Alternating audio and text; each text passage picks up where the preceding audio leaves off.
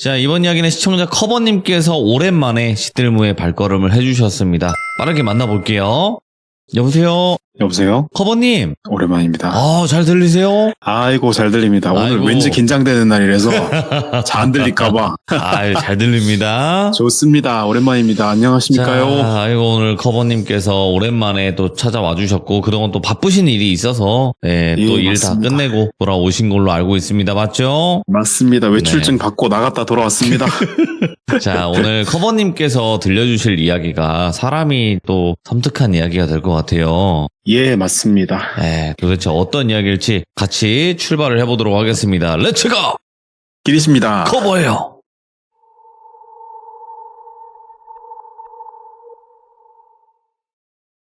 자, 오늘 이야기는 어떻게 보면 현재 진행형인 이야기라고도 할 수 있는 얘기예요. 사실 제가 쉬는 동안 그래도 사연은 여러 개를 수집했는데, 그래서 오늘 원래 영적인 얘기를 하나 하려고 했어요. 근데 제가 준비하던 논문 끝내고 좀 쉬면서 오랜만에 제 옛날 직업인 인터넷 방송, 그 인터넷 방송 제가 하던 어플을 다시 받아가지고 한번 구경을 갔어요, 쉬는 김에. 근데 거기 저랑 친하게 지내던 BJ들이 방송을 아직 몇몇이 하는 거예요. 네. 근데 그 중에 저랑 같은 방송 팀원, 쉽게 말하면 크루? 그런 거였던 역캠애가 하나 있는데, 지금 뭐 딱히 연락을 계속 하던 애는 아닌데 생일 때만 축하한다 연락 주고받던 정도의 사이인 애가 있었어요. 그래서 제가 방을 들어가 봤죠. 그래서 커버 오빠 잘 지냈어? 하고 그냥 뭐 방송 끝나고 간단하게 카톡을 좀 주고받았죠. 예. 근데 제가 직업이 지금은 인터넷 방송 BJ는 아니고 직장 다니면서 대학원생 그리고 직업이 또 있어요. 시참자라고 영업직 같은 건데 야, 아니 이건 직업이라고 하기에는 그래가지고 제가 또 영업을 따야 돼가지고 또 물어봤죠. 그냥 네. 또 하면서 혹시 귀신 이런 거 아니더라도 좀 무서운 이야기나 듣거나 경험한 거 있냐? 그랬더니 아니 오빠가 하도 인스타에 그 무서운 이야기 수집한다고 올려가지고 돌비 그거 아니냐고 그래서 맞다고 하니까 자기 얘기인데 지금도 일어나고 있는 얘기라고 하면서 들려준 게 하나 있습니다. 이 BJ 역캠 친구 이름은 이제부터 소유라고 할게요. 물론 가명이고. 네. 나이는 제가 잘 모르겠어요. 지금 한 20대 후반쯤 되었을 거예요. 네. 그리고 방송 경력은 꽤 됩니다. 그러니까 정확한 기간은 제가 모르지만 제가 직업으로 인터넷 방송한 지 한 5년 했었거든요. 근데 제가 시작할 때 이 친구는 이미 활동 중이었으니까 기간이 꽤 되죠. 그래서 소유가 지금 병행하고 있는 플랫폼이 있는데 거기는 좀 대형 플랫폼이에요. 그 인터넷 방송을 보는 사람이라면 누구나 알만한 그런 곳이었어요. 오래 했으니까 베테랑이라고 볼 수 있겠죠. 매력 발산도 하고 항상 주변에 팬들이 가득했다고 해요. 특히 그 귀족님들도 아시겠지만 팬층 중에서도 소위 큰손이라고 부르는 고액 후원자분들이 많았는데 덕분에 이제 소유는 비교적 안정적으로 방송 생활을 유지할 수 있었다고 합니다. 근데 보통 큰손 하면 우리가 회장님이라고 해서 한 명 정도 생각하는 경우가 많은데 예. 소유는 고액 후원해주시는 큰손분들이 꽤나 많았대요. 그 큰손들 중에서 방송 초창기 때부터 오랫동안 꾸준히 후원하던 팬 중 한 명이 닉네임이고 실제 현실에서 닉네임이랑도 다릅니다. 아틀라스라고 해볼게요. 닉네임이 아틀라스라는 사람이 있었어요. 그 아틀라스는 소유의 방송 초기부터 매일 빠짐없이 찾아와서 댓글도 달고 채팅도 치고 후원도 막 쏘던 그런 팬이셨어요. 되게 오래된 팬이죠. 소유가 방송 오래 했으니까. 그래서 처음 아틀라스가 방송에 나타났을 때만 해도 그분이 다른 팬이랑 딱히 진상이라던가 그런 거 없이 딱히 크게 다르지 않은 사람이었대요. 그냥 조용히 응원하고 돈에도 이제 소소하게 후원을 하는 그런 흔한 팬이었어요. 근데 2년 전부터 지금이 2025년이니까 대략 2023년쯤 될 것 같아요. 그때부터 아틀라스가 갑자기 매우 적극적으로 소유의 방에 참여를 하기 시작한 거예요. 소유 정규 방송 매일 오는 건 당연하고 방송 중에 표정 변화, 의상 이런 거를 다 기억해서 채팅도 열심히 치고 힘들 것 같으면 위로도 하고 그러면서 되게 친절하고 좋았더래요. 그러니까 무려 수년 동안 변함없는 모습으로 선 넘지 않고 이렇게 따뜻하게 해준 사람이 있으니까 소유가 이런 아틀라스라는 분에게 마음을 열게 된 거는 되게 자연스러운 일이었겠죠. 근데 제가 그 업로드된 영상 기준으로 첫 사연에서 식사 데이트란 개념을 한번 말씀드린 적이 있는데 이게 일정 금액 후원하면 식사를 같이 하는 데이트라 하는 건데 소유 방송에 그게 있었는지 모르겠고 대신 카톡 주는 게 있었대요. 금액은 예를 들어서 200만 원을 후원하면 뭐 오픈 카톡으로 소통하는 거 말고 진짜 개인 카톡, 핸드폰 번호 연결된 거 그걸 주는 그런 메뉴판이 있었나 봐요.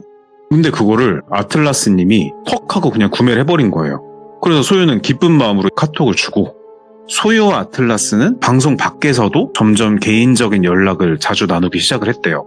물론 롱런하는 BJ들 사이에서는 저희끼리 불문율 비슷한 게 몇 개 있어요. 물론 잘 아시겠지만 방송 시청자들끼리 침묵하지 마라 뭐 이런 식의 것들이 있는데 그 중에 하나가 방송 팬과 개인적인 연락을 자제해라 이런 게 있습니다.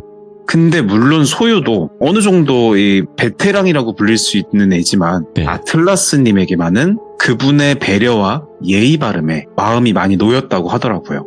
그게 시간을 두고 보여준 어떤 신뢰관계 그런 거라고 했어요. 그러면서 둘은 점점 단순한 BJ와 팬 이상의 관계가 돼요.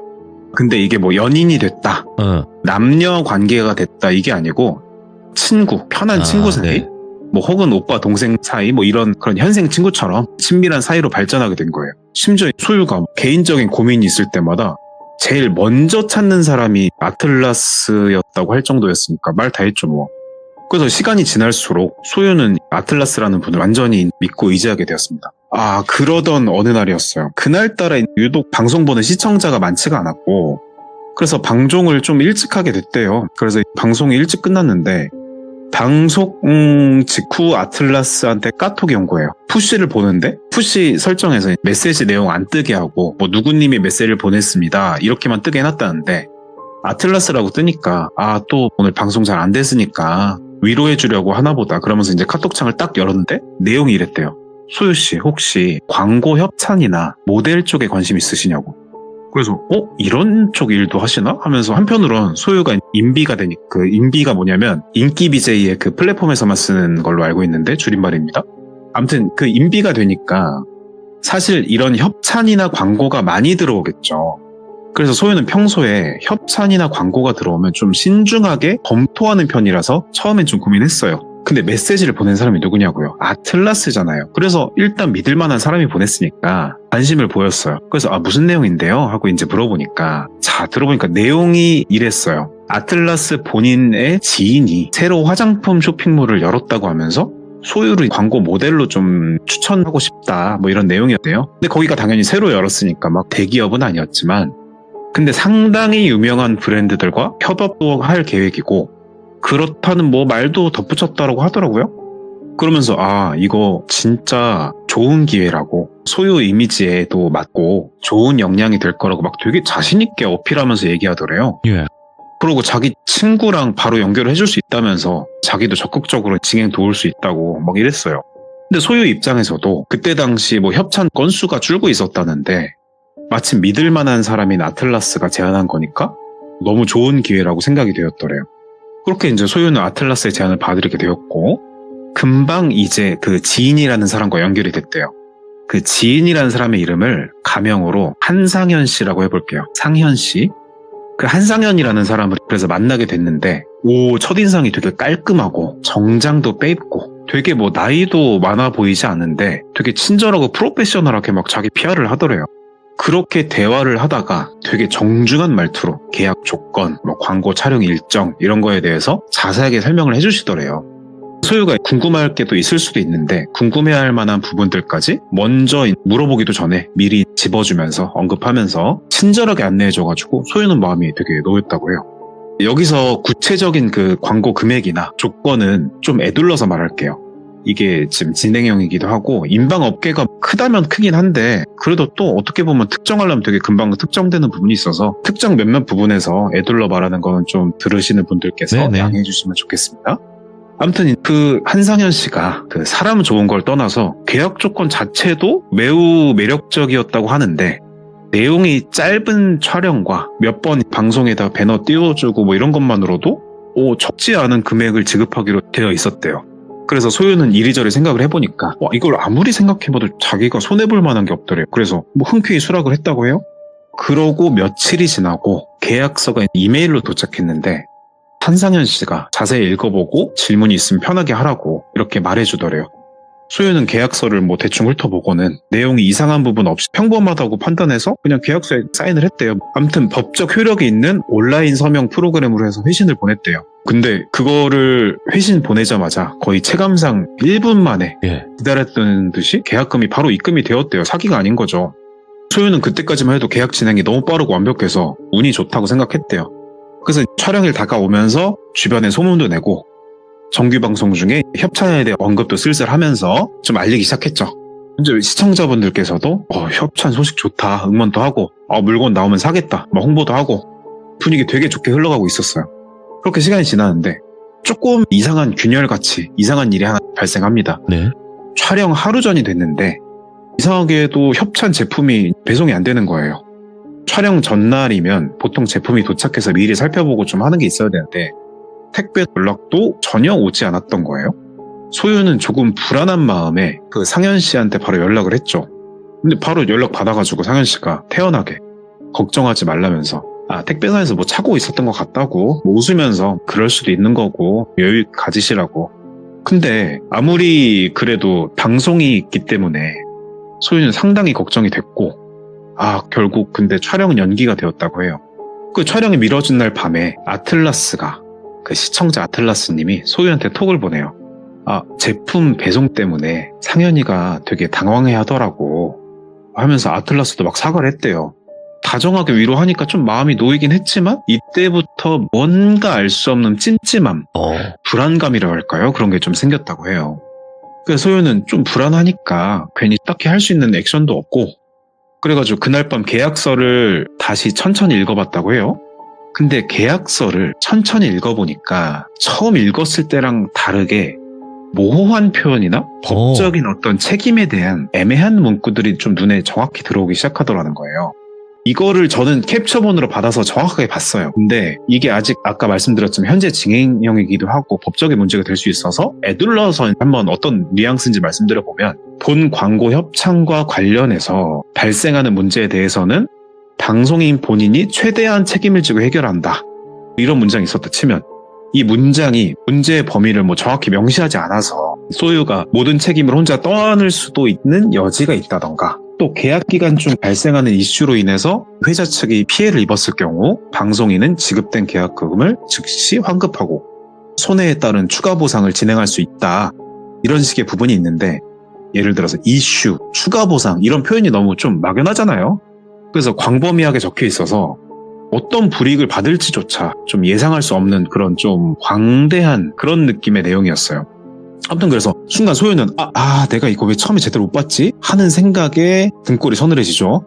하지만 이미 계약은 진행됐고 무려 돈도 받았고 뭐 상황이 이러다 보니까 쉽게 이걸 캔슬 놓고 물러날 수도 없었어요. 그리고 정확히 그날 밤 소유의 방송 커뮤니티 사이트에 전혀 예상하지 못한 글이 하나 올라옵니다. 그 글은 순식간에 커뮤니티 전체를 뒤집어 놓으면서 엄청난 사건으로 번져갔어요. 여기서 균열이 가기 시작하는 거죠. 이제 얘기해보면 우선 게시글 제목은 뭐였냐?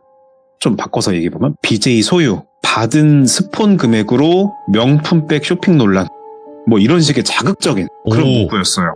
저도 들으면서 같은 느낌이었는데 소유가 이걸 딱 보니까 심장이 쿵 바닥찍고 올라오는 그런 느낌의 현기증이 나더래요. 본문 보니까 소유가 최근 받은 계약금 입금 내역 캡처본 뭐 명품 매장 쇼핑 인증사진 이런 게 첨부돼 있었어요. 문제는 그 인증사진 속 사람이 소유 본인이 아니었음에도 불구하고 얼굴 일부가 가려져 있어서 다른 사람들이 믿기 쉬운 형태로 교묘하게 편집되어 있었다는 거예요. 거기다가 게시물엔 소유와 그 한상현이가 나눈 카톡 대화 일부도 캡처되어 있었는데 결정적인 부분만 악의적으로 발췌되어 있는 거죠. 계약금은 제 맘대로 써도 되는 거죠? 라는 소유의 말과 편하게 쓰시면 됩니다. 뭐 이런 상현이 답장만 편집되는 식으로 완전히 오해를 불러일으킬 수밖에 없는 그런 내용으로 올라 있었어요. 하지만 뭐 실제 대화는 계약금 미리 받아서 촬영용 의상 구입에 쓰는 게 가능한지 소유가 확인했던 것 뿐이라고 하더라고요. 그러니까 쉽게 말하면 우리가 흔히 말하는 그 악마의 편집 당한 거죠. 이 게시물이 이제 순식간에 공유, 뭐 댓글 이런 걸로 확산이 돼가지고 커뮤니티가 뒤집어진 거예요. 그래서 소유는 일단 심각하게 그러니까 이거를 어설프게 증거자료 돼가면서 뭐 해명하려고 하지 말고 우선 한상현한테 연락 먼저 해보자 해서 시도를 했어요. 연락을. 근데 번호가 없는 번호입니다. 뭐 이렇게 말할 것 같잖아요. 왠지. 근데 그건 아니고 신호음은 가는데 전화를 받지를 않더래요. 그럼 이제 누가 남았어요? 아틀라스 하면서 아틀라스한테 연락을 시도했는데 뜻밖에도 아틀라스도 역시 연락이 안 되더래요. 그동안 누구보다 가깝고 빠르게 답장도 해주고 그러던 아틀라스가 이 중요한 순간에만 답이 없는 게 너무 이상했죠. 결국 그날 밤 소유는 당연히 잠도 제대로 못 자고 뜬 눈으로 가슴 아픈데 이게 악플 비난 이런 거가 쭉쭉 올라오는 상황만 지켜봤다고 해요. 근데 이걸 보면서 왜 즉각 해명 안 하냐라는 생각이 들 수 있어요. 충분히 그래요. 저도 방송 안 해봤으면 그랬을 것 같아요. 저 같은 사람도 갑자기 예상치도 못한 데서 이런 게 터지면 여기서 내가 결백하고 아니건 중요한 게 아니게 돼요. 그냥 막 심장이 빨리 뛰고 당황하고 그냥 멍하게 내 저격한 채팅창 댓글 이런 것만 보고 있게 되더라고요. 속된 말로 뇌정지 오는 거예요 이게. 아무튼 그래서 이렇게 한 이틀이 지났대요. 아무것도 못하고. 사람이 이쯤 되니까 멘탈이 탈탈 털리더랍니다. 뭐가 옳고 그른지 해명하는 것도 뭘 어떻게 해야겠다 이런 생각이 안 들더래요. 그래서 휴방하고 그냥 대책 없이 칩거하고 있는데 그렇게 정확히 사건이 터진 지 사흘이 지났습니다. 한상현이한테 드디어 연락이 왔어요. 한상현은 미안하다, 뭐 어땠다 사과도 없이 바로 소유씨 계약 위반으로 인한 이미지 손상이 크니까 아시죠? 저 계약서 즉시 계약금 환불을 하고 손해배상 진행하시라고 이렇게 일방적으로 요구했대요. 그런데 소유는 당황해서 계약금 환불을 내가 왜 해야 하냐고 따졌지만 한상현은 차갑게 이미 저희 변호사랑 상의 중이며 민사소송도 준비하고 있습니다. 이렇게 했다고 해요. 소유는 두려웠죠. 솔직히 두렵기도 하니까 아틀라스한테 전화를 걸었는데 받긴 받더래요. 근데 걔가 했던 말이 좀 충격적이었던 게 아틀라스가 좀 냉정하게 한 번도 이런 태도를 보인 적이 없었는데 소유 씨가 이렇게 부주의한 사람인 줄 몰랐어요. 저 많이 당황스럽고 실망스럽네요. 이러는 거예요. 그 순간 소윤이 모든 일이 처음부터 이 아틀라스랑 한상은 짜고 버렸구나. 이제 촉이 오니까 절망에 빠졌죠. 그래서 믿었던 팬에게 생각해보세요. 이게 절친이 됐다고요. 절친이 팬한테 이용당했던 충격이 어마어마할 거란 말이죠. 그래서 소유는 며칠간 아무것도 못하고 안 그래도 칩거하던 거 더 칩거하고 있었대요. 자신을 믿어주던 팬이 오히려 등을 돌리는 걸 보면서 무너지죠. 그냥 속수무책 있었는데 그래서 좀 이렇게 어떻게 마음을 추스리고 하루아침에 무너진 거죠. 자기 이미지가. 그래서 어떻게든 회복하려고 드디어 노력을 했어요.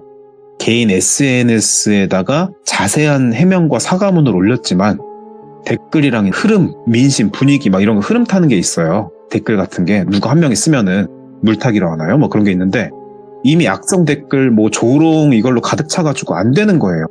그때 되니까 댓글도 읽을 수가 없었고 읽을수록 힘들으니까 뭐 어떻게 하라는지 모르겠는데 몇몇 시청자들은 집 주소도 알아내서 SNS에 막 공개 저격하고 그러니까 집에서 쉬는 것도 불안하죠. 이제 더 이상 안 되겠다. 그래가지고 변호사를 찾기 시작했습니다. 하지만 변호사들 상담할 때마다 돌아온 답변이 좀 비관적이었대요. 계약서에 있던 불리한 문구들 때문에 그 저격글은 모르겠지만 그 계약 파기에 관한 거에 대해서 승소하기가 매우 어려울 거라고 했대요. 그래서 소유는 아무것도 못하고 무너져가는 자신의 방송만 바라보면서 어떡하냐 그러고 있는데 며칠 고민하다가 다시 용기를 내가지고 아틀라스한테 한 번 더 연락을 했대요. 근데 연락을 안 받고 한상현한테도 다시 문자를 보냈는데 좀 어떻게 방법 없으시겠냐 사정 좀 봐달라 뭐 이런 식으로 얘기했는데 더 차갑게 문자로 이미 변호사를 통해 손해배상 청구하고 있으니까 기다려달라. 이걸 되게 부탁적으로 말하는데 기다려달라는 게 부탁이지만 부탁이 아니잖아요 지금. 그래가지고 소연이 이때쯤에 대해서 완벽히 나는 빠져나갈 수도 없고 미치겠다 그러고 있었는데 근데 충동적으로 커뮤니티에 올라왔던 원본 처음 저격 게시물을 다시 봤대요. 꼼꼼히 혹시나 뭐 있을까. 근데 다시 세밀히 들여다보니까 이상하게 그 게시물을 올린 사람 닉네임이 낯설지가 않았대요. 닉네임이 이것도 가짜로 지어서 블랙 파르페 뭐 이렇게 지어보면 닉네임을 봤는데 뭔가 서늘했대요. 뭐지? 이거 평소 아틀라스가 부계로 장난칠 때 채팅 잡을 때 쓰던 아이디였다. 이게 완전 기억에도 없었는데 번쩍 불 켜지더니 생각이 났대요. 급히 그 아이디 과거 게시물들을 찾아봤고 다른 게시글들에서도 비슷한 형태로 타비제를 공격한 흔적들이 있었던 거예요. 저격하고 큰 그림이 나온 거죠. 아틀라스가 장기간에 걸쳐서 계획적으로 여러 BJ들한테 접근해 신뢰를 얻고 악의적으로 이용했나 보다 이런 추측을 한 거죠. 문제는 이런 사실은 깨달았어도 이미 지금 정황이랑 모든 게 지금 불리하게 돌아가고 있다는 점이잖아요. 그래서 정신적으로 피폐해졌는데 이 얘기를 들으면서도 기특했던 게 방송은 계속 했대요. 저는 이런 일 당했을 때 못했거든요. 근데 소유는 방송 켰는데 어느 날 끔찍한 공격을 받기 시작했대요. 근데 방송 채팅창에 뭐 돈 밝히는 X야, 걸 X, 양심도 없냐, 스폰 BJ 여기 있네, 뭐 이런 비난 채팅을 막 했대요. 근데 와, 낯익은 아이디가 채팅창에 나옵니다. 아틀라스가 방에 들어온 거예요. 와, 소름이 끼쳐가지고 내 방에 딱 한마디 남기다 합니다. 채팅창에. 소유씨 그렇게 살지 마세요. 이제 좀 그만하시죠? 이러고 나갔대요. 소유는 그 순간 와, 이거는 아무리 소유가 좀 마음을 다잡았어도 패닉이 돼가지고 급히 방송을 껐대요. 아, 진짜 포기하고 싶다. 나 이제 다 포기하고 싶다. 막 이러고 있는데 포기하기 직전에 이상한 메시지가 한 통이 또 와요. 발신자는 익명의 아이디였는데 내용이 충격적이었어요. 당신 혼자만 피해자 아니시라고. 아틀라스랑 저거 한상현은 이미 여러 BJ를 같은 방식으로 공격했고 피해자가 많습니다.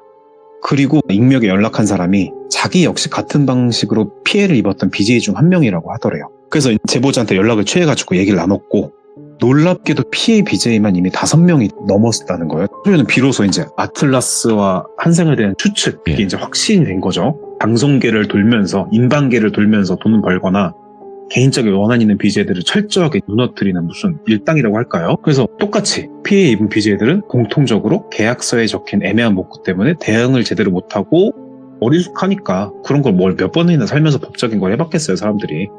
그런 상황에 처했다는 걸 알았죠. 그래서 피해자들끼리 모여가지고 공동으로 신고를 진행하기로 했어요.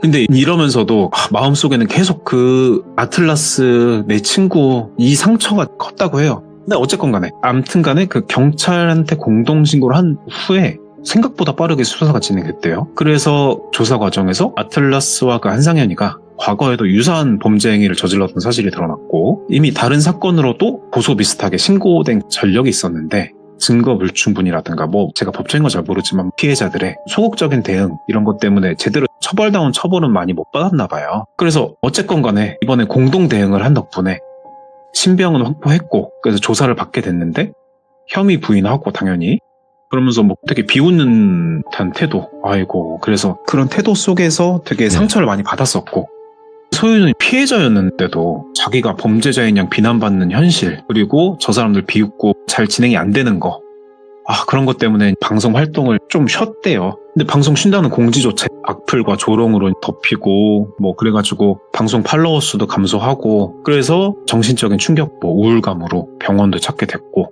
치료도 받고 있다고 합니다. 그렇게 2년이라는 시간이 지났고 지금도 법정 공방이 계속 이어지고 있다고 해요.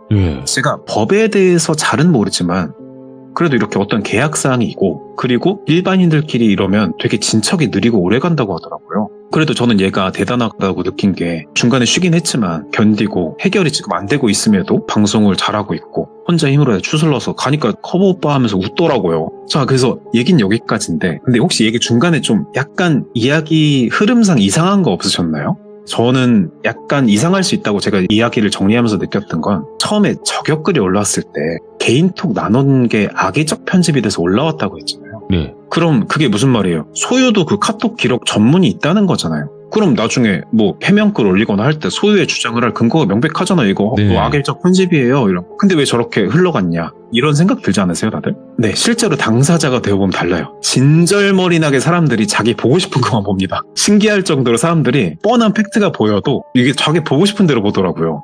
근데 그런 점에서 좀 이 이야기에서 저 부분이 개연성이 좀 떨어진다 생각할 수도 있지만 대중들이 이렇다는 걸 한번 생각해 보실 수도 있겠다 싶고 왜 그런 말도 있잖아요. 무섭다. 뭐 선동은 한 줄이면 되지만 뭐 해명하려면 엄청난 노력이 필요하다고. 몇 년이 걸리죠, 몇 년이. 네. 바로 그래서 잡으려면. 오늘 얘기는 뭐 한 사람이 잘못한 게 없음에도 예. 어떻게 무너질 수 있는지 명백한 증거가 있음에도 뭐 마녀사냥을 당하거나 누구를 추종하는 데는 그런 증거보다는 자극적인 말이나 가십거리 이게 더 중요할 수도 있는지 제가 한번 꼭 들려드리고 싶었고 그리고 마지막으로는 계약서는 꼼꼼하게 보셨으면 좋겠다 하는 맞죠. 마음에 공포인지는 모르겠지만 한번 들은 얘기 있어서 가져와 봤습니다. 너무 말씀을 잘해주셔서 정말 또 저희가 잘 들었고 이런 상황이 사실상 요즘에 너무 많잖아요. 맞습니다. 진짜. 그러니까 노려서 하는 사람들도 있지만 말 그대로 어떤 한 사람이 잘못을 안 했을 그런 느낌인데 했다고 대중들이 몰아가는 경우도 없지 않아 있거든요. 맞습니다. 근데 그게 굉장히 무서워요. 저 사람이 거의 죽거나 아예 뭔가 폭삭 망할 때까지 한단 말이에요, 사람들은.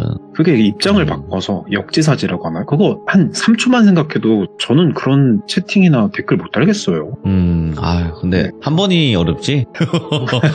여러 번 다신 분들이야 뭐 어렵지가 않죠. 예. 그렇습니다. 자, 오늘 커버님께서 이야기 들려주셔서 너무너무 감사드립니다. 고맙습니다. 네, 자주 뵙겠습니다. 네. 네. 오늘 커버님께서 들려주신 이야기도 아마 많은 분들이 나도 그랬는데 나도 그렇게 해본 적이 있고 그렇게 글을 써본 적이 있고 누군가 죽어라 왜 사냐 이렇게 해본 적이 있는데 하실 거예요. 정말 여기 계신 분들 중에서 나도 그랬는데 하시는 분들 계실 거예요. 이게 정말 나쁜 사람도 있을 수 있죠. 근데 아닌데 그렇게 되는 경우도 굉장히 많아서 여러분들도 항시 요즘에는 그래도 중립을 이렇게 뭐 한다 이러시는 분들이 많이 늘었더라고요. 어떻게 될지 모르니까 뭐 전 아직 중립이다 이렇게 하시는 분들도 많은데 확실한 거는 언젠간 밝혀집니다, 여러분. 그래서 그 점 꼭 알아주시길 바라겠습니다. 감사합니다.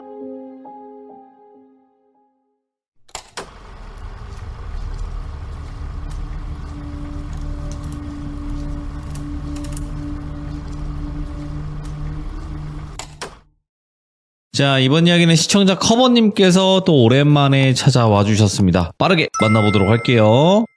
안녕하십니까. 커버님 안녕하세요. 안녕하세요. 이게 얼마만인지 모르겠습니다. 이 달달한 목소리 듣고 싶었습니다. 네, 감사합니다. 제가 이번 주에 네. 좀, 죄송하지만 오늘 참여는 제가 좀 아파가지고 지금 좀 누워서 할까, 좀 이렇게 버릇없이 좀 말씀드리게 됐습니다. 미리. 아니, 어차피 누워 계신지 서 계신지 엎드려 계신지 저희는 몰라요. 그 말씀을 할 줄 알고 제가 또 네. 대답을 준비했는데, 예. 그 돌비님 얼굴이 안 보인다고 해서, 예. 그 누워있는 그런 오만방자한 행동을 하는 건 아니라고 보고, 저 항상 그 목욕제기하고 팩한 다음에 이제 제 차례 기다렸었거든요, 매주. 근데 오늘은 또 이제 그걸 못해서 경건하지 못했다. 그거 이제 양심 고백을 하고 이런 고해성사하고 분이- 시작하겠습니다. 이런 분이 시참하면서 위에만 정장 입고 아래는 반쭈 입는 그런 분이거든요. 정말로. 저를 어디서 몰래 보고 계시는 것 같다. 이런 느낌이 지금 딱 걸려서 깜짝 놀랐습니다. 마이랑 네, 싹 다 갖춰 입으시고 이제 아래는 맞습니다. 딱 그런 느낌이신 건데 아무튼 너무 감사드리고 아프시니까 빠르게 진행할게요. 렛츠고! 길이십니다. 커버예요.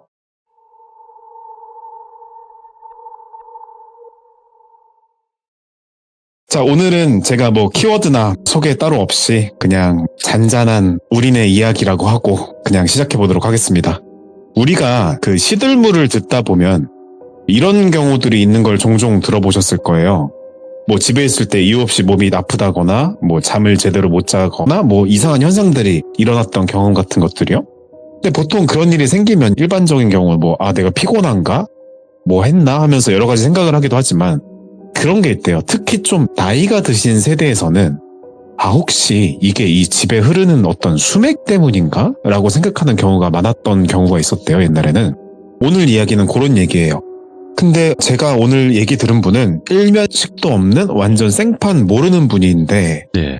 제가 옛날에 한번 말씀을 드렸었는데 오늘 얘기 들려준 분이 제가 아는 동생이 BJ 저한테 사연이 있으신 분들을 소개시켜주는 그런 역해매가 하나 있는데 그 사람도 건너 아는 분을 귀하게 제가 감사하게도 소개받아서 듣게 된 얘기입니다. 오호.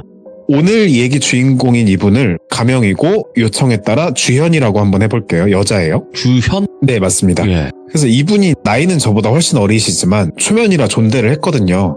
근데 지금 얘기를 듣고 계실지 모르겠는데 이야기 진행 편의상 그냥 주현이는 뭐 이렇게 얘기하겠습니다. 자, 주현이는 그 지방에서 나고 자란 친구였어요. 근데 지방이라고 해서 막 시골 그런 데는 아니었고 지방 소도시, 그 소도시에서 평범하게 커왔다고 해요. 그러다가 일이 일어난 때는 2022년 봄이었다고 해요. 그 주현이는 지방에 쭉 살다가 이제 서울로 올라와서 자취를 시작하게 됐어요. 왜냐면 그 친구가 서울의 한 대학교를 다니게 돼서였는데 학교 근처 원룸촌에다가 방을 구했답니다. 원룸 건물은 뭐 특별한 건 없고 신축은 아니었지만 뭐 비교적 깔끔한 축에 속했고 가격도 저렴한 편이라서 대학생들 사이에서 꽤 인기가 있었다고 해요. 그래서 뭐 방이 빠지면 바로바로 들어가는 그런 방이었죠. 그래서 주연이는 자취방을 계약할 때 특별히 뭐 고민하지 않고 계약을 했대요. 뭐 방 구조도 깔끔했고 채광도 잘 들어와가지고 마음에 들었거든요. 근데 조금 묘한 게 계약서를 쓰던 날에 그 부동산 직원분이 있을 거 아니에요. 근데 그분이 방을 보여주면서 잠깐 이거 있잖아요. 근데 아니다. 얘 뭐 좋으시죠? 뭐 이런 식으로 약간 망설이는 듯한 모습이 있었다는 거예요. 그래서 그 순간 잠깐 좀 느낌이 이상해가지고 물어봤어요. 저기 사장님 뭐 문제라도 있나요? 그러니까 부동산 직원이 얼른 순간 표정 고치면서 말하는 거 있잖아요. 그러면서 아니라고, 별일 아니고 그냥 사실 여기가 몇 년 동안 좀 비어있던 방이라서. 근데 뭐 학생분 같은 분들은 미신 이런 거 안 믿잖아요. 방 자체 좋아요. 뭐 위치도 좋고. 근데 이게 아까 전에 뭐 잘 나가는 방이라고 했는데 여기만 비어있다고 했으니까 조금 약간 의심이 들긴 했지만 뭐 자기가 직접 육안으로 보고 가격과 방 상태가 뭐 만족스러우니까 별 생각 없이 바로 계약을 진행했어요. 근데 또 그러고 나서 주연이가 이제 방 열쇠를 받아가지고 키로 돌리는 시기였는데 그 이사 가는 날 건물 원룸 입구에서 관리인 아저씨가 계셨다고 하는데 원래 보통 원룸 건물에나 관리인이 없는 걸로 아는데 뭐 하여튼 있었대요. 그래서 관리인 아저씨가 또 거기서 중얼거리듯이 말하는 거예요. 혼잣말인지 말 거는 건지 모르게 애매하게. 이 방도 이제 드디어 사람이 들어가네요. 뭐 허허 뭐 이러면서 좀 괜히 찝찝하게. 그래서 무슨 뜻이냐고 아저씨한테 여쭤보려고 했다가 그래도 괜히 이사 첫날부터 좀 예민한 사람 되기 싫어서 좋게 그냥 웃어넘기고 뭐 이러면서 들어갔대요. 그렇게 주연이의 새 자취 생활이 시작되었고 며칠 동안 뭐 아무 문제도 없었어요. 그러고 한 일주일쯤 지났을까? 그때부터 조금씩 우리 사연이 될 만한 얘기들이 시작이 됩니다. 일단 서울 생활을 새로 시작하니까 되게 들떠있고 학교 수업 듣고 뭐 친구들이랑 어울리는 등 평범한 대학 생활 즐기고 있었대요. 그러고 아까 말씀드린 일주일이 지나니까 조금씩 이상한 현상들이 나타나기 시작했대요. 그 처음 나타난 게 소제목처럼 얘기를 말씀 주셨는데 새벽에 노크 소리 뭐 이렇게 말씀 주셨어요. 그래서 어느 날 주연이가 깊게 잠을 자고 있었는데 누군가 방문을 두드리는 소리가 나요. 문 쪽을 똑똑똑. 근데 이게 분명히 노크 소리가 맞아요. 그래서 잠결에 뭐야 그러고 시계를 봤더니 새벽 3시인 거예요. 당연히 뭐 택배도 아니었고 배달도 안 시켰고 그래서 피곤한 몸을 이끌고 현관문 쪽으로 갔어요. 근데 뭐 이제 원룸이 학교 앞에 있었어가지고 친한 친구가 뭐 장난을 친 건가? 희박하긴 하지만 싶어가지고 문구멍 통해서 봤는데 문구멍이라고 하나 미리 보는 거 있잖아요. 그걸로 봤더니 아무도 없었어요. 그래서 문을 살짝 걸게 걸고 열어서 살펴봤는데 그냥 뭐 텅 빈 복도만 있고 그래서 장난인가 싶으면서 기분 좀 나쁘지만 그냥 넘어갔어요 일단은. 근데 이상한 게 그 다음날도 똑같은 시각에 정확히 3번 똑똑똑 두들긴 거예요. 근데 더 이상한 게 이게 처음엔 문이었는데 이게 점점 소리의 위치를 알 수가 없는 거예요. 특정할 수가 없는 거예요. 그래서 어느 날은 소리가 바닥 밑에서 누가 두드리는 소리가 나는 거예요. 그게 마치 장판 아래 층과 층 사이에서 누가 똑똑 두드리는 것 같은 느낌이 들었대요. 그래서 처음에는 당연히 난방이 꺼지면서 하는 소리인가? 그러면서 뭐 되도 않는 그냥 합리화하기 위한 생각을 했지만 근데 새벽마다 그 같은 시각에 그 소리가 들린다는 게 좀 섬뜩했고 약간 이상했던 거는 또 그 무렵에 이르러서 밤마다 이상한 꿈을 꾸기 시작해요. 꿈속에선 항상 낯선 여자분이 나타났는데 얼굴은 보이지 않았는데 같은 말을 반복했다고 해요. 여기 머무시라고. 절대 나가지 말라고. 그래서 막 물속에 사는 소리처럼 먹먹하게 그런 소리를 계속 했는데 그래서 처음에는 그냥 피곤해서 그런가 보다 했지만 이게 반복될수록 점점 현실적으로 느껴지는 거예요, 이게. 이제 이쯤 되니까 수면 부족에 시달리기 시작했고 이유 모를 두통에다가 몸살 증상까지 나타나기 시작을 했어요. 무엇보다도 항상 그 방에 들어가면 몸이 이상하게 축 처지고 기분 나쁜 오한이 느껴졌어요. 그래가지고 그냥 어떡하냐 그러면서 주변 친구들한테 이렇게 얘기를 했어요. 뭐 이런 일이 있었다고. 그러면서 나 몸이 좀 안 좋다 그랬더니 친구 한 명이 툭 던지는 얘기가 야 거기 혹시 그 수맥 흐르는 거 아니냐고 반 농담식으로 던진 거예요. 그게 좀 수맥은 이제 생각도 못 해봤는데 특히 이제 젊은 세대에서는 수맥 얘기가 잘 없으니까 그래가지고 수맥 때문인가 뭐 이런 생각을 하기 시작을 했죠. 그래서 인터넷에서 수맥에 대해서 찾아보니까 확실히 수맥이 흐르는 게 자기가 겪고 있는 증상들과 좀 비슷한 경우가 종종 있었다고 하더라고요.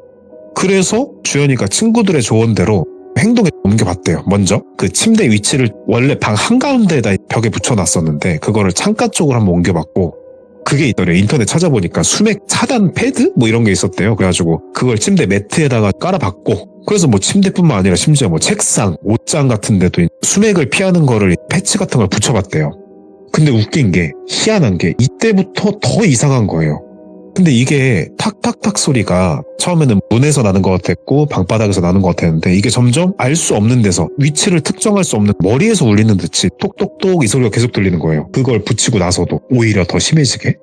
그러니까 그걸 붙이고 나서도 몸이 안 좋아지고 몸살도 났고, 그래가지고 이게 전문적인 뭐가 필요한가 싶어가지고 주연이가 이제 네이버 인터넷 검색창에다가 수맥 찾기, 뭐 수맥 전문 이런 식으로 키워드 넣어서 검색을 해봤대요. 근데 귀족 여러분들 그러실지 모르겠는데 저는 수맥을 그냥 말로만 알지 검색을 해본 적이 없어가지고, 얘기를 들어보니까 이게 뭐 파워링크니 뭐니 해가지고 업체들이 쭉 나오더래요, 요즘에도. 그래서 그 중에서 좀 후기도 많고 좀 유명하다고 알려진 어떤 그 수맥 업체의 전문가의 연락처를 얻었고 집에 찾아와서 진단을 받아보겠다고 마음을 먹었대요. 그래서 전화 걸어서 예약하고, 근데 당장 뭐 오늘 옵니다 이렇게 말을 못 해줘가지고 방문하기로 약속한 날까지 며칠을 더 버텨야 되는 상황이 된 거예요.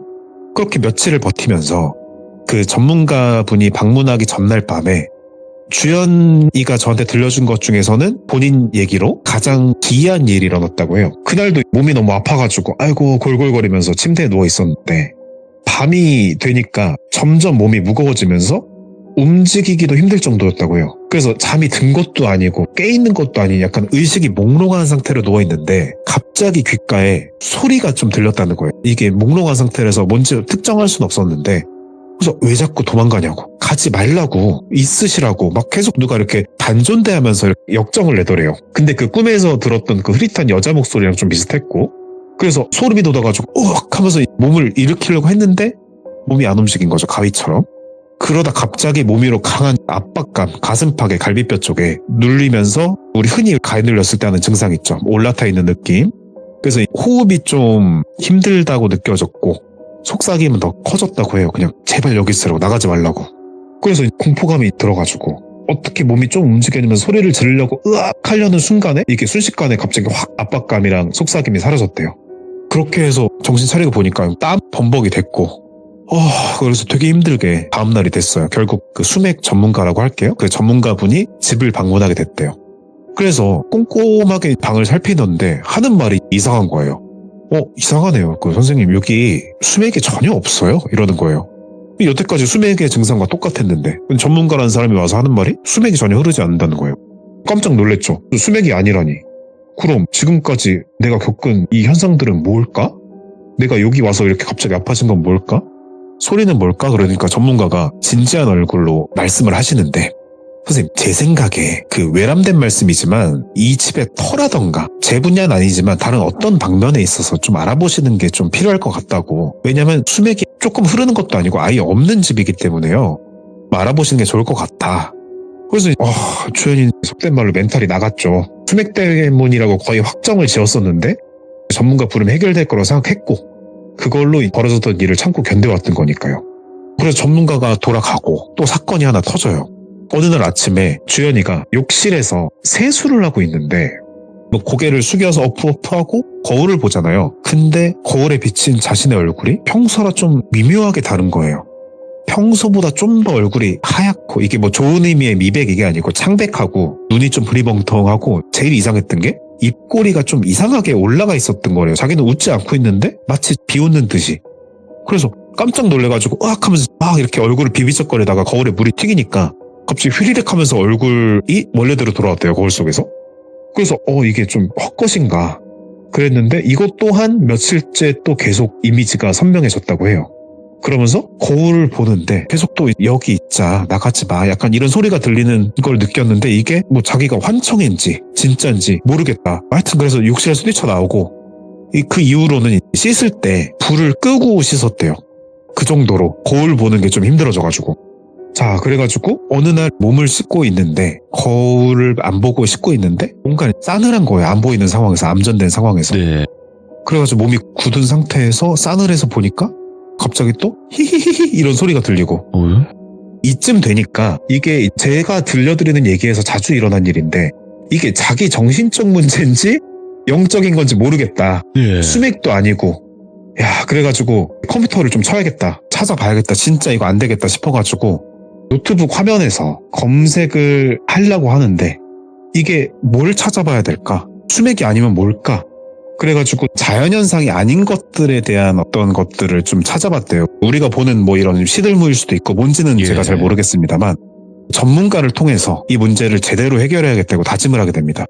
병원도 가봤고 뭐 수맥이라고 나름 미신적이지만 그래도 나름 사람들한테 통용되는 것도 해봤고 안 되니까 그 다음 전문가로 찾아봤다고 해요. 그래서 이번에 그냥 검색을 했다기보다는 카페, 그 뭐 네이버든 다음이든 카페가 있잖아요. 거기 발품을 좀 팔았대요. 게시글 검색에다가 뭐 이런 현상 그런 걸 포괄해서 뭐 수맥도 그렇고 좀 다방면으로 집터에 관한 좀 그런 걸 찾아봤는데 보니까 어떤 유명한 전문가분이 계시다고 예. 하는 거예요. 어떤 카페에서. 그래서 그 전문가분이 뭐냐 그랬더니 뭐 무당은 아니고 무속 쪽을 공부를 하시고 수맥도 좀 보시고 어떤 집터의 기운도 보시고 그런 사람이에요. 무속인은 아니라고 하더라고요. 제가 정확히 몰라서 그냥 전문가라고 하겠습니다. 그래서 그 전문가가 또 방문을 하기로 했대요. 그래서 어떻게 어렵게 모셔가지고 그분이 방을 찾아왔습니다. 이번에는 좀 주연이가 기대를 했죠.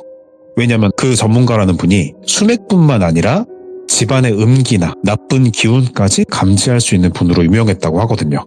그래서 약속한 시간이 되니까 어떤 분이 오셨는데 외모는 이랬어요. 그냥 어떤 뭐 도사님, 법사님처럼 특출난 어떤 특별한 외모가 아니셨고 한 중년 정도의 남성분이셨고 예. 그냥 평범한 맨투맨 스웨트 티셔츠 입으시고 뭐 그렇게 오시는 일반인 같은 분이 오셨대요. 근데 그분이 조용히 문을 두드리고 오셨는데 일단은 수맥 탐지용 그 우리 쇠막대 있죠. 뭐 아시려나? 그 기역자처럼 생긴 그거 일단 의례적으로 해보셨대요. 진지하게 이제 또 집안을 천천히 둘러봤는데 특히 그분이 침대 주변이랑 욕실 앞에서 한참 머물렀다는 거예요. 그래서 초조하게 보고 있었는데 몇 분이 흘렀을까? 전문가분이 천천히 말을 꺼내는데 말씀하신 대로 확실하게 여기는 수맥이 흐르지 않습니다. 근데 오히려 제가 지금까지 본 어떤 집에서도 오히려 가장 없는 편에 속할 정도로 깔끔한 집입니다. 그건 알겠습니다. 그래서 한숨을 쉬고 근데 전문가분이 이어서 하는 말이 근데 더 이상한 건 분명히 수맥은 없는데 이 방에 흐르는 기운이 수맥이 있을 때 발생하는 문제가 있을 법한 그런 것과 기운이 똑같은 게 느껴진다. 근데 그것보다 더 무겁고 음습한 기운이 느껴진다. 혹시 이 방에서 다른 특이한 일이 있었나요? 그래서 듣자마자 이분이 마지막 희망이라고 생각하니까 최근에 있었던 일을 쭉 그냥 털어놨대요. 뭐 노크 소리, 거울에 비친 모습, 최근에 무슨 일들 이런 거 다 얘기했더니 전문가분이 끄덕끄덕 하면서 그러면 이런 증상은 확실히 수맥보다는 영적인 존재의 영향일 가능성이 높다. 특히 욕실 쪽에서 아주 강력한 존재감이 느껴지고 요 욕실의 기운은 수맥과는 전혀 다른 성격의 기운이다. 단순히 이건 자연현상이 아니고 아마 무언가가 어떤 게 이 방에 머물러 있는 듯한 느낌이다. 그래서 혹시 이 집에 오래 사신 거면 이 집에서 크게 다쳤거나 사고 난 적이 있냐? 아니면 뭐 혹시 오래 안 사셨으면 계약할 때 뭐 이상한 말 듣거나 그랬냐? 그랬더니 주연이가 그래서 계약 당시 뭐 별다른 얘기 없었고 이전 세입자 얘기도 못 들었다. 그러면은 전문가분이 이거 영적이라고 해서 무당 찾아가지 마라. 방집 가지 말라 이러신 거예요. 영적인 걸 인정을 안 하면서 가지 말라는 이해가 가는데 인정을 하면서 당집 가지 말라 하시는 거예요. 그래서 왜 그러냐 그랬더니 일단 이런 거는 무당을 확실한 분을 찾기가 쉽지 않다. 그리고 참 요즘에 진짜 사자가 많기 때문에 일단은 부동산에 물어보라고. 부동산에서 뭔가 얘기 안 했을 가능성이 있기 때문에 보통 이런 기운이면 이전 세입자들에게 뭔가 좋지 않은 일이 일어났을 가능성이 높다. 그래서 제가 추천하는 건 뭐냐. 이거는 주연씨 당신이 무슨 문제가 있어서 생긴 일이 아니고 문제가 있는 곳에 온 거기 때문에 당집 가서 해결하지 마. 그냥 집을 빨리 벗어나라고. 그냥 피하면 된다고. 네 일이 아니니까. 그러니까 다른 방법을 이렇게 당집 찾아가고 엮이지 말라 이러는 거예요. 그래서 좀 We were in love that never meant to stay. Some things are real, even when they fade.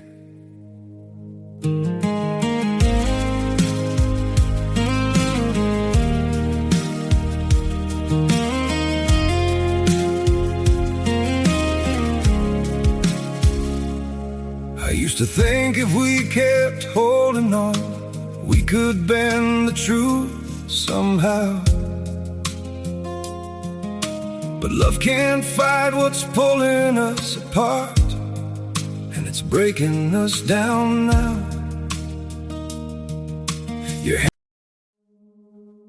We were in love that never meant to stay. Some things are real, even when they fade.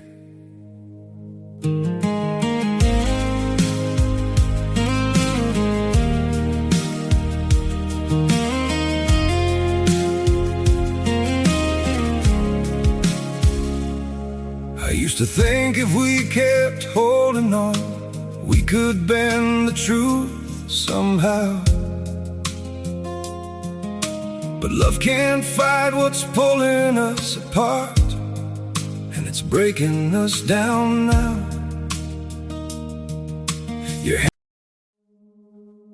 We were in love that never meant to stay. Some things are real, even when they fade.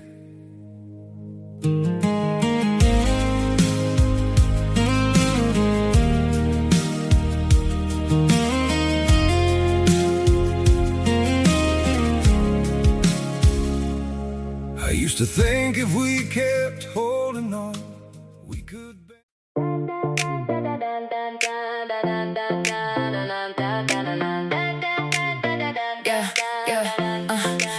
I got dough in the bowl, watch it flex. Brown sugar stacks, yeah, I want that next. Vanilla on deck, I move quick with the wrist. You talk tough, but your whole batch missed. I crack that egg like a straight clean break. You still on the bench while I make that shake. Flour on my knuckles, I'm built for the grind. Got chips in the mix and the truth in the line. Hit the rack, let it rise. Hot trade and the prize. You came loud, I came precise. Now bite that loss tonight. Bake that batch, bake that batch. Fresh out the oven, come catch that splash. Bake that batch, bake that batch. Soft in the middle, I'm talking that flash. Bake that batch, bake that batch. I press that scoop, make a perfect roll. Gold at the edge when the minutes go. You tried to toast me, got burnt real fast. I got that sweet with the bite that lasts. Sea salt kiss on the top, that style. Whole room stop when it cools a while. You bring heat, I bring heat too. But mine got chips in the wind and view. Hit the rack, let it rise. Hot trade, then the prize. You came loud, I came precise. Now bite that loss tonight. Bake that batch, bake that batch. Fresh out the oven, come catch that splash. Bake that batch, bake that batch. Soft in the middle, I'm talking that flash. Bake that batch, bake that batch.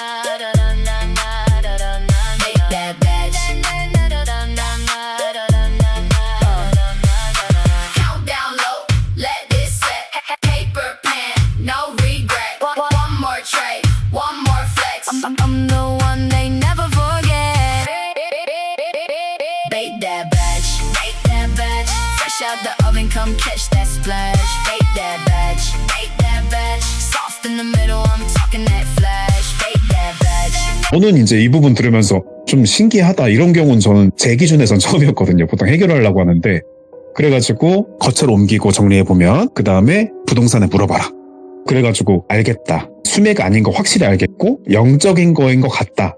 근데 함부로 이런 거를 내가 찾아서 해결하려 하지 말자. 그렇게 해서 부동산 가겠다 마음을 먹고 벗어나겠다고 집을 피하겠다고 생각을 했죠. 근데 그 전문가가 다녀간 바로 그날 밤에 그래서 그날 당장 이사는 못 가니까 그래서 불안한 마음을 달래기 위해서 그냥 뭐 핸드폰 만지작거리면서 잠이 안 오죠. 그래서 잠을 청하려고 애쓰고 있는데 그때가 또 새벽 3시인 거예요. 괜히 자기가 좀 긴장을 하니까 더 정적과 적막감이 감돌았다고 해요. 그러니까 좀 귀가 밝아지는데 미세하게 정적 속에서 움직이는 기척이 느껴지는 거예요. 근데 이게 기분 탓일 수도 있어요.